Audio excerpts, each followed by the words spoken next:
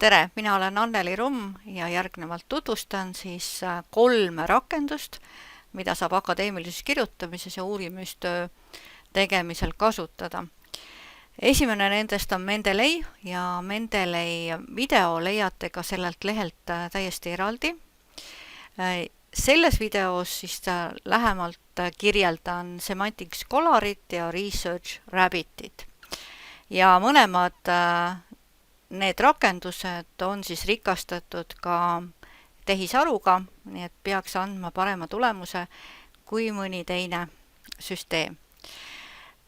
Enne kui ma lähen siis nende 2 rakenduse juurde, ma räägin lühidalt ka siis Mendeley rakendusest, nagu siin kuvataval pildil on näha, siis see sobib nii Windowsi arvutile, kui saab peale ka Mac arvutile panna ja Linuxi arvutile.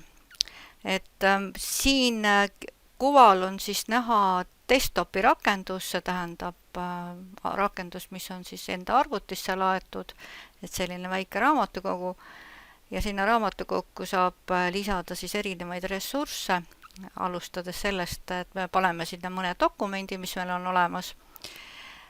Ma soovitan luua ka iga teema kohta eraldi kaust, teil on pärast lihtsam neid asju hallata.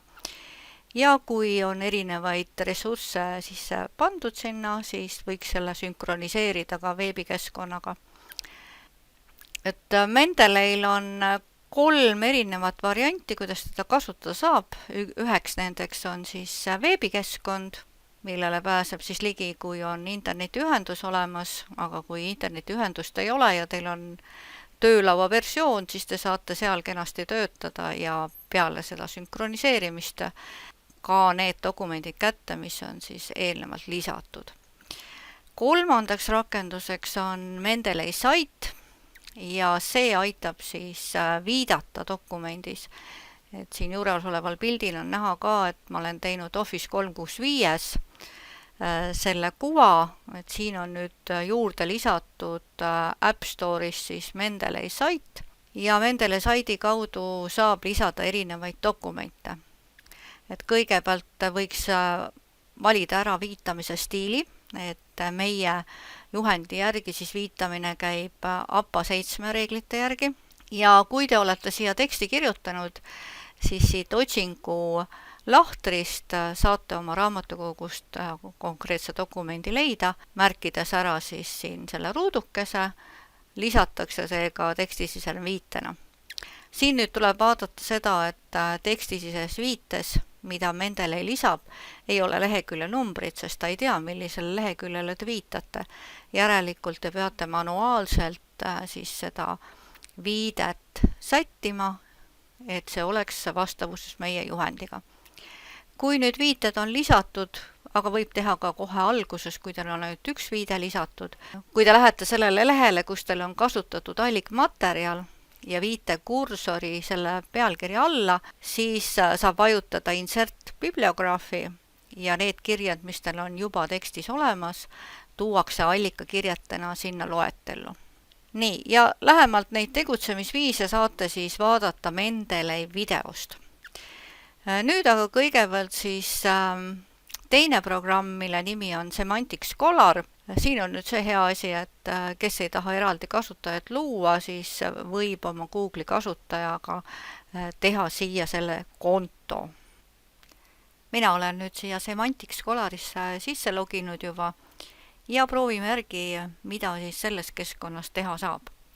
Kõigepealt kuvatakse meile otsingu riba ja paneme siis siia otsingusse levinud mõiste.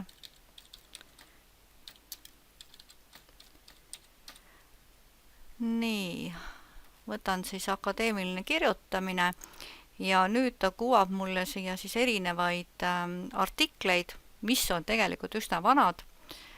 Et iseenesest ma nii vanu ei tahaks kasutada, aga ma praegu võtan siit aastast 2010. Et kui nüüd see valik ära teha, siis ta kuvab kohe ülevaate artikli abstraktist. Mul on võimalus siis salvestada see oma raamatukokku, et teeme siis selle ära kohe, valin siit õige kausta ja võin vaadata ühtlasi ka tegelikult, et kuidas siis APA stiilis sellele allikale siis viidata. Näha on, tegemist on tõenäoliselt raamatuga, aga ma peaks selle lahti tegema, et kas see on päriselt raamat või on hoopiski artikkel. Kõrval on statistika, ehk sellele allikale on viidatud siis 475 korda ja nendest 46 on sellised suurema mõjuga tööd, mis on siis sellele allikale viidanud. Nii, ja kolmas keskkond on Research Rabbit, kuhu ma juba sisse olen loginud. Me saame nüüd vaatada, mis siin teha siis saab. Kõigepealt, kui te eelistate Mendeley asemel kasutada Zoterot, siis siin keskkonnas on võimalik see rakendus ühendada, ehk Connect to Zotero, ja Zotero on sarnane siis Mendeley keskkonnale, et samamoodi aitab viiteid organiseerida dokumendis. Aga seda ühendust me looma ei hakka, sest minul endal Zotero kontot ei ole. Ja vaatame pigem, et kuidas siis luua uut kollektsiooni. Selleks tuleb lihtsalt vajutada siia nupu peale. Ja mis me siis seekord valime? Võtame siis sellise lihtsa teema nagu õppimine. Kui mul on sellel teemal olemas mõned artiklid, siis ma võin neid artikleid siia juba hakata lisama. Aga ennem kui ma sinna jõuan, siis ma näitan ära, et kuidas kollektsiooni neid seadeid saab siis toimetada. Kui on vaja pealkirja muuta või dubleerida või siis kustutada. Ja praegu on siis küsitud, et kas ma tahan siis sättida ta kuhugi kategooriasse.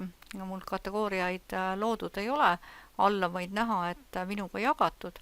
Et siis praegu ta jääb lihtsalt mitte kategoriseeritud.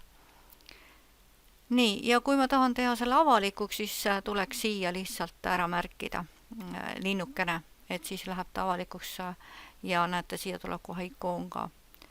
Nüüd ma võin anda ka siis mõned load sellele, et kes siis saab siia neid dokumente juurde lisada või kes saab ainult siis lugeda ja saata siis selle kutse kellegile,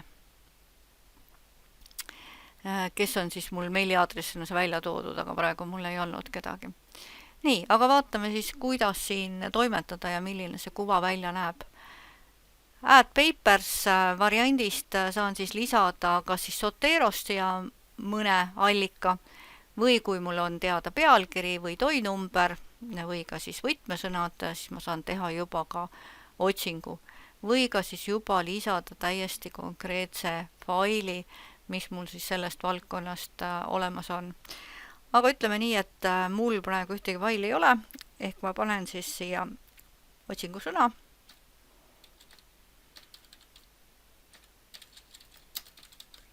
Ja vaatame, mida nad siis pakuvad selles valdkonnas välja. Nüüd on natuke, ta võtab aega ja ta otsib siis sellisest valdkonnast.